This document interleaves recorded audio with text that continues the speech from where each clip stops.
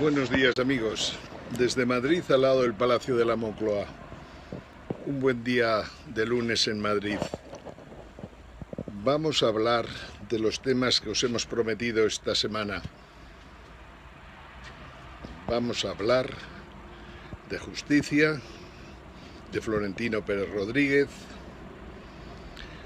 Vamos a hablar de temas tan interesantes como los libros de Harari, de los que os he comentado cosas en el pasado, y vamos a tratar de hacerlo con un formato diferente para que esto no sea simplemente una imagen que habla, sino que os voy a poner una serie de cuadros cada cierto tiempo para que los cuadros, lógicamente, que hemos preparado para que sigáis los temas con más interés. Vamos a ver entonces. Empezamos, como siempre, con el movimiento 7 jaques. El movimiento 7 jaques, como sabéis, es un movimiento postcapitalista científico que se preocupa de la evolución del hombre, que se preocupa de los cambios que se están produciendo en la sociedad, que ha pasado unos meses estudiando a fondo la caída del neoliberalismo financiero y el capitalismo tal como lo conocemos, y que pretende sencillamente construir un sistema global que abarque de la cultura a la política, pasando por el arte, la ciencia, la economía, la sociología, y especialmente esos temas que están transformando completamente el mundo. Es decir, hablaremos de inteligencia artificial, de nanotecnología, de Big Data y de todos aquellos temas que pueden indudablemente contribuir a que el mundo cambie, especialmente porque prácticamente las enfermedades se puedan curar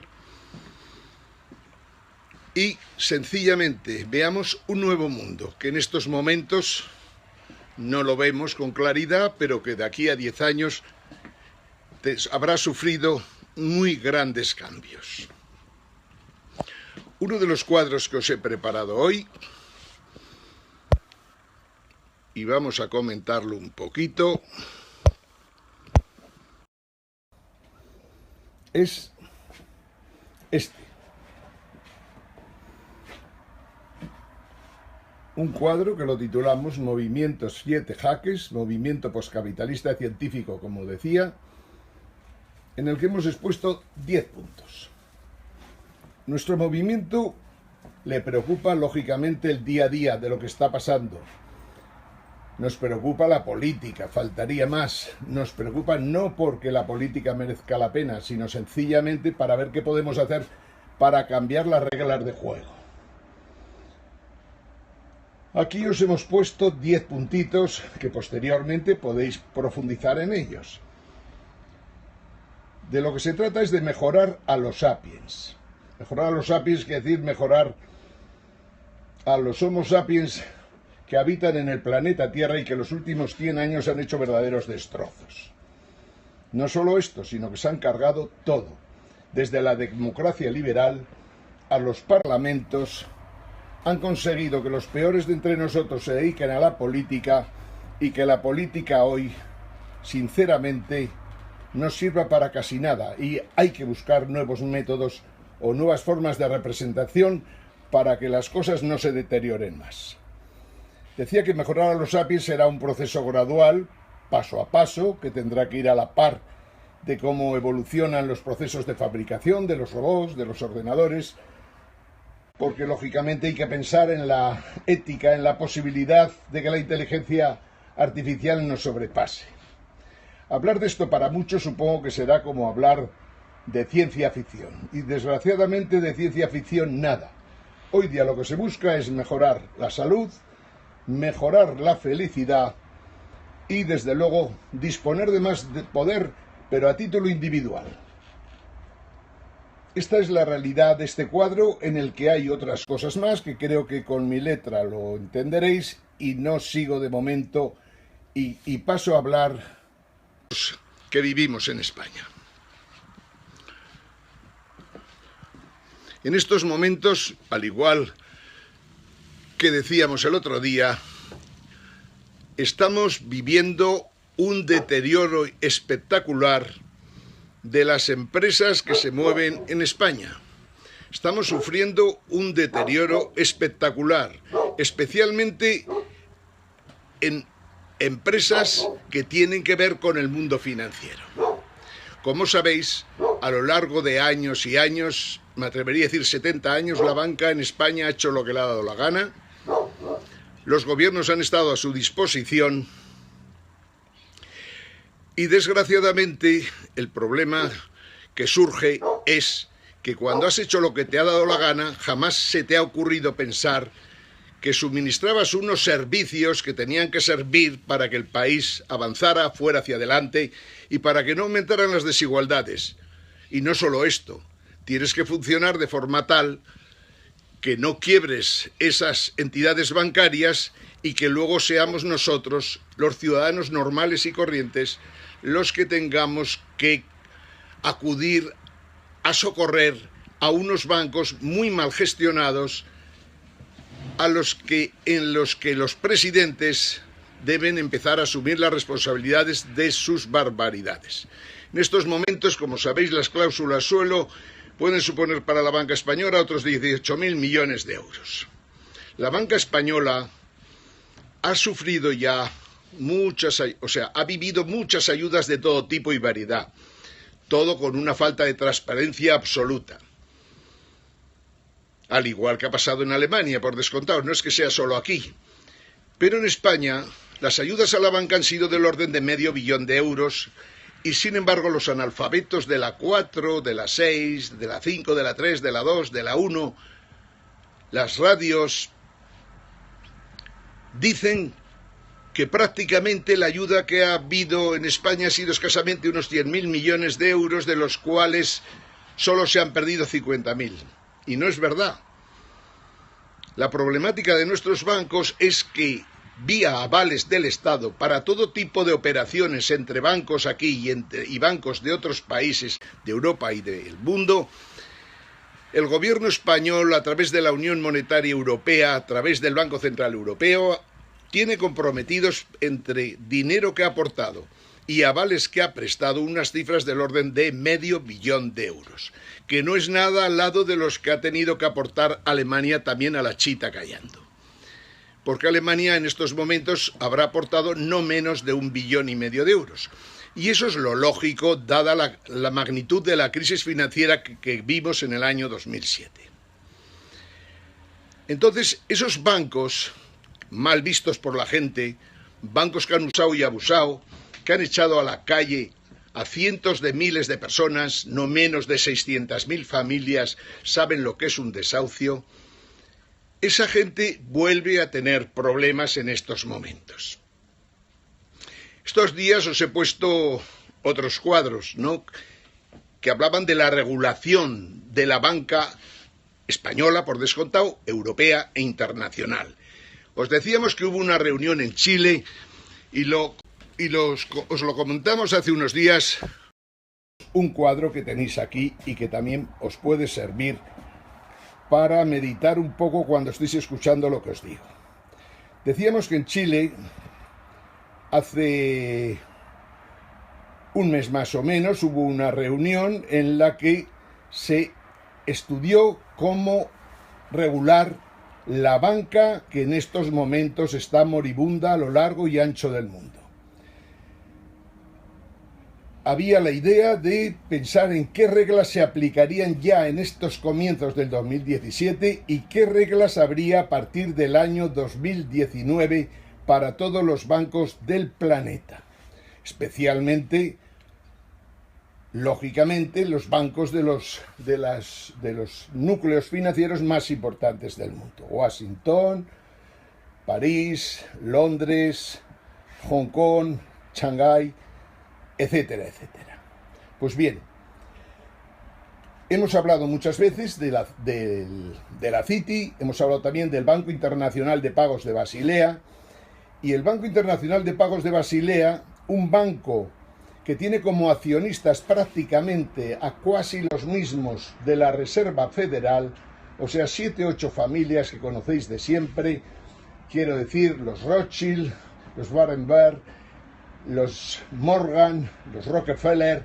etcétera, etcétera, banqueros, accionistas de la Reserva Federal y del Banco Internacional de Pago de Basileas. ¿Por qué cuidan tanto estos accionistas, pesos pesados en el mundo internacional, que intervinieron financiando las 2 guerras mundiales y que hoy día, sin embargo, han sufrido las consecuencias de una política lasa en materia financiera hasta el punto de que la propia Reserva Federal, los propios bancos centrales del mundo en general, pero la Reserva Federal por su importancia, tienen el problema que os hemos comentado también muy a menudo? La Reserva Federal hoy día, tutelando como tutela a los grandes bancos de inversión de Estados Unidos, tiene un serio problema. Pues que los grandes bancos de inversión los podemos dar por quebrados, y cuando los tutelas y cuando estás encima de ellos apoyando y haciendo operaciones que no se deberían realizar jamás, y más con tan poca transparencia, en realidad lo que estás asumiendo es los agujeros de los derivados que se han provocado en bancos como el Goldman Sachs, como JP Morgan, etcétera, etcétera. La Reserva Federal tiene entonces hoy serios problemas. Y la llegada de Trump pues es un punto más problemático, porque lógicamente auditar la Reserva Federal. Otro presidente que intentó auditar la Reserva Federal dicen que seguramente pagó las consecuencias de ese interés por auditar la Reserva Federal.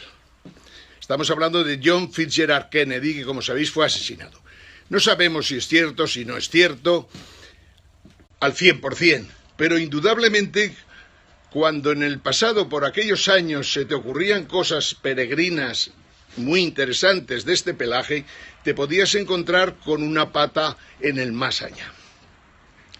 Como digo, no es seguro que fuera esa la causa, pero indudablemente fue uno de los elementos que pudo influir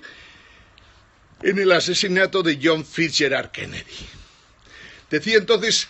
que el Banco Internacional de Pagos de Basilea tiene como misión fundamental el seguir de cerca a los bancos y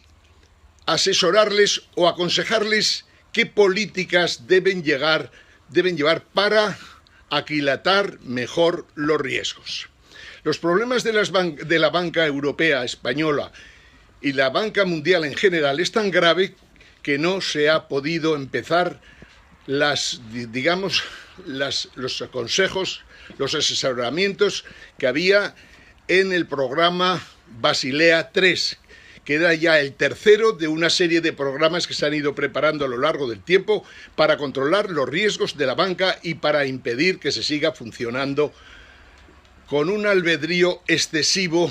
que en el fondo conduce a la desaparición de los bancos. Bien, en el cuadro este, como os decía, podéis ver lo que comentamos y de ahí sacar vuestras conclusiones. Volviendo de nuevo a España. Como os decíamos, el capitalismo se ha puesto a prueba en estos instantes, y poner el capitalismo a prueba quiere decir que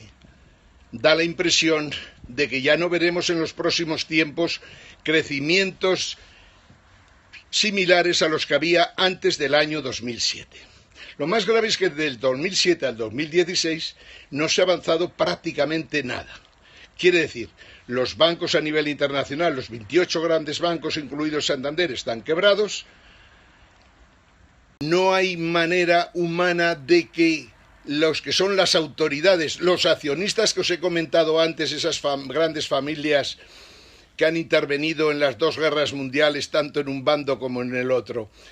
estas familias no han sido capaces de resolver la problemática financiera internacional, no se atreven a proponer un nuevo sistema monetario internacional, no se atreven a cambiar el dólar como moneda de reserva internacional, y es porque sencillamente no controlan los efectos de lo que puede pasar los próximos tiempos. Como sabéis, se han aportado soluciones muy variadas para tratar de resolver el problema del sistema monetario internacional originado por 800 billones de derivados, que se reparten en distintas zonas geográficas del mundo, pero que fundamentalmente, por decirlo de alguna manera, las cifras más importantes corresponden a Estados Unidos, al Reino Unido y, por descontado, a Francia y Alemania. Alemania hemos hablado muchas veces. La Alemania de las dos guerras mundiales, que asusta sobre todo en la segunda por las barbaridades que hizo. No acabo de entender por qué todos los días en National Geographic nos ponen los años de la guerra, especialmente los últimos 3 años de la guerra mundial, de la Segunda Guerra Mundial, en la que hemos visto todo tipo de aberraciones en las que los ejecutores echaban mano de que obedecían órdenes superiores y que por eso se dedicaban a matar, a asesinar, a investigar, a tratar, a machacar a la gente, pero con unas cifras que asustan al miedo. No solo fueron los alemanes por descontado, pero sí que los alemanes fueron los que practicaron cosas, hechos de lo más aberrante que pueda imaginar el género humano. El Homo sapiens parece que se va a lo más hondo de los infiernos y empieza a hacer tal cantidad de barbaridades que en una sola guerra mundial es capaz de cargarse 60, 70 millones de personas que sepamos. Japón hizo cosas también bárbaras, todos los contendientes hizo barbaridades, pero sin duda Alemania y Japón tuvieron, por decirlo de alguna manera, el puesto número 1 y 2 de esa champion de aberraciones en las que se incluían, por descontado, el exterminar a la gente en cámaras de gas. Bien, estamos comentando todo esto en el fondo porque lo que está pasando en el mundo en estos momentos se parece bastante al periodo entre guerras, que en el fondo llevó a la Segunda Guerra Mundial y posteriormente a una fase de auge del sistema capitalista, el sistema neoliberal, el sistema, por decirlo de alguna manera, del neoliberalismo financiero, que de los años 45 a los años 70 funcionó bastante bien, pero que a partir de los años 70, pero sobre todo a partir de los años 80 y tantos, la realidad es que se vino completamente abajo porque todos los sistemas de transferencias de los que habla Varoufakis a veces no funcionaron y por lo tanto permitieron, o mejor dicho, provocaron que en Wall Street y en todos los centros financieros del mundo se empezaran a emitir productos financieros tóxicos que condujeron a que al final se generaron esos 800 billones de dólares de derivados que hemos comentado antes y que tienen hoy día todo el sistema bancario mundial y todo el sistema financiero internacional completamente colapsado. O sea, el neoliberalismo funcionó hasta que los banqueros se pasaron 3 pueblos en su funcionamiento. Muchos presidentes de bancos, sin saber exactamente lo que se llevaban entre manos, generaban productos financieros tóxicos simplemente por conseguir cobrar una comisión importante. Estamos hablando de unas cifras tan bárbaras, imaginar, hemos dicho que hay 800 billones de derivados. Esto no es más que una parte de los productos financieros tóxicos que se emitieron en aquellos años, especialmente de 1990 al año 2007. Terrible la situación, tan terrible que hoy los propios dueños de la Reserva Federal, que como sabéis es un banco privado, hoy día no tengan capacidad para controlar la situación, lo que en principio es bueno para todos nosotros y para la gente que formamos parte del movimiento 7 Jaques. Esta gente había conseguido muchas cosas y muy variadas, como sabéis. Había conseguido, aparte de controlar los bancos, aparte de controlar la emisión de dinero, habían conseguido tener en sus manos todas las empresas importantes de alimentación y fertilizantes y productos químicos ligados a la alimentación y a la agricultura. Habían conseguido que que la mayor parte de los centros sanitarios del planeta, especialmente en los países desarrollados, estuvieran también controlados por ellos, que las facultades de medicina prácticamente fueran propiedad suya y por lo tanto el curso de la medicina pues fue lógicamente por donde ellos querían que marchara. No solo esto, han tenido también esta gente a lo largo de los años control sobre las aguas, sobre todo tipo de servicios municipales que tienen real importancia, y vivimos 30 años de privatizaciones completamente absurdas, pero que en aquellos tiempos, lo que llamamos los liberales, los neoliberales, los aberrantes doctrinarios del liberalismo criminal que hemos tenido que sufrir estos últimos 30 años, en realidad lo que estaban consiguiendo con las privatizaciones era hacer transferencias de riqueza de entidades públicas a empresas privadas controladas precisamente por la misma gente que controlaba la Reserva Federal y los grandes bancos americanos fundamentalmente, aunque no solo. La situación en estos momentos es que todo está descontrolado. Esa gente apoyaba a Hillary Clinton, como sabéis. Hillary Clinton perdió. Esa gente que controlaba los bancos, que controlaba todo tipo de medios de comunicación, que controlaba todo, absolutamente todo en Estados Unidos, se encontró con la broma de que Donald Trump ganó las elecciones. Y por lo tanto, de momento al menos, se ven en una situación de que no controlan completamente al personaje y solo a base de los nombramientos que se han hecho en los últimos tiempos, que parece estar en cierta manera condicionados precisamente por ellos, es posible que permitan que la política de Trump sea una u otra, aunque sí que parece claro que de momento Trump insistirá en defender los intereses de Estados Unidos y estará en contra de los tratados que se habían preparado durante los últimos años y que en principio los apoyaba Europa, pero no los ciudadanos europeos. El Brexit fue también una consecuencia precisamente de esas políticas machaconas de utilizar todo tipo de medios para engañar a los ciudadanos y tratar de convencerles de que no era bueno salirse de la Unión Europea. Los ciudadanos, yo creo que, como siempre, hartos de tanta presión, hartos de tantas mentiras, pues francamente a veces reaccionan justamente en la dirección contraria, a veces de sus propios intereses, pero a veces no, en la dirección buena de sus propios intereses. Hoy día estamos hablando de Brexit. Hay un artículo muy interesante en una de estas páginas dominicales que podéis, que se plantea si el Brexit será Brexit suave o Brexit duro. La primera ministra del Reino Unido, tras reunirse con la reina Isabel, ha llegado a la conclusión de que el Brexit que le interesa al Reino es el Brexit duro. Y eso quiere decir que apuestan decididamente por un nuevo modelo económico diferente a los europeos, que llevará unos años por descontado, pero que supone que no van a participar del mercado único europeo, ni muchísimo menos. Habrá relaciones con Europa por descontado en materia de defensa fundamentalmente y por aquello de que en la OTAN sigue estando el Reino Unido y sigue estando Europa. Pero lo que está claro es que el Reino Unido va a empezar a formalizar acuerdos comerciales con Nueva Zelanda, que ahora en días lo formalizará acuerdos por descontado con Estados Unidos y formalizará acuerdos con todos aquellos países que tengan interés en hacerlo y que normalmente serán muchos. El Reino Unido a nosotros los españoles nos muestra un camino adelante. Quiero decir, el Reino Unido le está yendo bien y mejor le irá.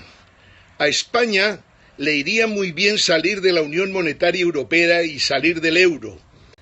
porque le iría fantásticamente, podría aumentar exportaciones y podría aumentar salarios. España debe plantearse seriamente, y debería ser política de los 4 partidos que hay, y desgraciadamente no lo es de ninguno, España se tiene que plantear seriamente que si las elecciones francesas, holandesas, italianas y las alemanas incluso producen sorpresas, lo más probable es que veamos antes o después que Italia se sale del euro. Y si sale Italia, también tendrá que salir, por descontado, si sale Italia tendrá que salir Francia. Y si salen Italia y Francia, España no puede estar ahí lamiéndole el culo a la canciller Angela Merkel por parte de los gobiernos de PP y PSOE. E incluso de Ciudadanos, por descontado, que ahora se ha hecho liberal precisamente cuando el liberalismo está muriendo pero a toda velocidad, y Podemos, que tampoco sabemos a qué juega exactamente. Ayer hablábamos de Podemos y lo aberrante que supone el que no haya más de un contrincante o más de un candidato a la Secretaría General de Podemos. Es impresionante la situación, es absurda la situación. ¿Cómo puede ser que en un partido recién constituido, como quien dice, con ideas completamente distintas en 2 o 3 partes del mismo, cómo puede ser que las 3 partes admitan un secretario general? Ayer nosotros en Internet, por descontado, en Twitter y en Facebook, pero sobre todo en Twitter, dejábamos constancia clara que para que la Secretaría General de Podemos sea atractiva, por decirlo de alguna manera, para la gente de Podemos, se requiere que cuando se produzca la elección del secretario general, como mínimo, hay que utilizar urnas, para que la gente pueda votar en urnas. No puede seguir funcionando una plataforma Agora Voting, que como sabéis, es una plataforma en la que el censo es desconocido, el censo puede ser manipulable, una plataforma en la que la empresa que normalmente colabora en los procesos electorales internos tiene la dificultad o el problema de que solo trabaja hasta un determinado momento. El momento, por decirlo, de emisión de votos. Pero cuando se han terminado de producir la emisión de votos, sin que esa empresa sepa exactamente lo que ocurre, los que llevan de verdad la plataforma pueden hacer lo que consideran conveniente, y de hecho se ha hecho ya en unas cuantas ocasiones, para que los elegidos sean precisamente la gente de la cuerda de Pablo Iglesias. Por lo tanto, ir a unas elecciones contra Pablo Iglesias con la plataforma Agora Voting es una aberración. Ir a unas elecciones contra Pablo Iglesias sencillamente para que Podemos pueda disponer de un secretario general preparado, formado, honrado, con capacidad, con experiencia suficiente, con conocimiento del mundo de la geopolítica, la geoestrategia, los movimientos financieros que se están produciendo en el mundo, etcétera, para que pueda haber para Podemos un candidato de categoría que pudiera dirigir a estos jóvenes que están por hacer y que sin embargo se consideraban capaces de revolucionar España. Para que eso pueda ocurrir, que haya un candidato de categoría, un candidato preparado que los puede ayudar a formarse en el tiempo, mientras a la vez se está transformando completamente España, que es la obligación de Podemos. Para eso, a Pablo Iglesias tiene que aceptar que las elecciones para secretario general sean con urnas y la gente votando en cada uno de los centros, en cada uno de los consejos, por descontado, de Podemos a lo largo y ancho de todo el país. Si los círculos de Podemos no pueden votar en urnas, la votación digital, que dicen que es muy eficaz, en realidad es una votación fraudulenta. Y esto, desde aquí, nuestra propuesta a Pablo Iglesias. Permite que haya urnas en la elección a secretario general y habrá la posibilidad de que haya un candidato que se enfrente a Pablo Iglesias y le gane, siempre que haya un proceso de debate suficiente en el que se vea claramente lo que España necesita, lo que hay que realizar de verdad, que no coincide absolutamente con nada de lo que proponen Partido Popular, Partido Socialista y Ciudadanos, y desgraciadamente tampoco el Podemos actual. Otro tema más de los que queríamos hablar hoy es de la justicia. La justicia, hemos dicho ya varios días que en España no funciona. No solo no funciona, sino que funciona muy mal. Ahora estamos con el temita de, como sabéis, de Gürtel y de la Púnica. Ahora en estos momentos estamos viendo como el señor Bárcenas va a estar todo el día declarando con otros tantos personajes curiosos que se han hartado de robar y expoliar para ellos y para sus partidos y amiguetes el patrimonio y el presupuesto nacional. La justicia no funciona porque cuando la gente denuncia en un juzgado, como por ejemplo el amigo Correa, cuando denuncia a Villar Mir, a Florentino Pérez Rodríguez, a sus empresas, y denuncia a ministros que han estado en el tiempo en el que él participaba con Bárcenas en la obtención de contratos por los que se cobraban unas comisiones, si la justicia, el fiscal general, no interviene a motu propio para procesar o por lo menos para investigar completamente si lo que ha dicho el señor Correa es correcto, quiere decir que en España no funciona la justicia. Si cuando a una persona se le dice que ha cometido sobornos, cohechos, cuando a una persona se le dice que ha corrompido a cientos de funcionarios de la administración, cuando eso se publica en la prensa, si un fiscal no interviene, si el fiscal general, mejor dicho, no interviene, quiere decir que la justicia no funciona en España. Si en España se puede producir el caso de que una persona prepare una querella falsa y esa querella progrese y vaya prosperando aunque sea a lo largo de los años, pero habiendo partido de premisas falsas, es decir, si una persona plantea una querella falsa y la querella sigue adelante, quiere decir que los jueces en este país parece que no disponen de libre albedrío. Cuando hablemos lógicamente, cuando hablemos del poscapitalismo científico, del Homo sapiens, del humanismo comunista, del humanismo liberal e incluso del humanismo evolutivo, ya veréis que es fácil llegar a la conclusión de que el hombre, centro teórico de tantas ideologías, centro preferente esencial de muchísimas ideologías y religiones, veremos que el hombre en general, incluso las buenas gentes, no tienen libre albedrío. Y esto estoy hablando de buenas gentes. Cuando estamos hablando de la justicia española, yo me pregunto seriamente si los jueces disponen libre albedrío cuando tienen que juzgar a aforados o cuando tienen que juzgar a empresarios importantes que presiden palcos importantes de equipos de fútbol, de baloncesto o de lo que sea. Nuestra contestación es clara: no existe igualdad de derechos, igualdad de posibilidades ante la justicia según que se trata de una persona u otra. Ya han pasado ya 70 años, que son muchos años para que podamos consentir esto. Si la justicia no funciona, habrá que modernizarla. Pero antes de modernizarla, sí que se podría hacer en España, de las pocas cosas que son imprescindibles, es conseguir que los jueces de una maldita vez sean independientes. Que el ministro de Justicia no pueda de alguna manera influir absolutamente nada en el presidente del Tribunal Constitucional ni en el presidente del Tribunal Supremo y menos en el presidente del Consejo General del Poder Judicial,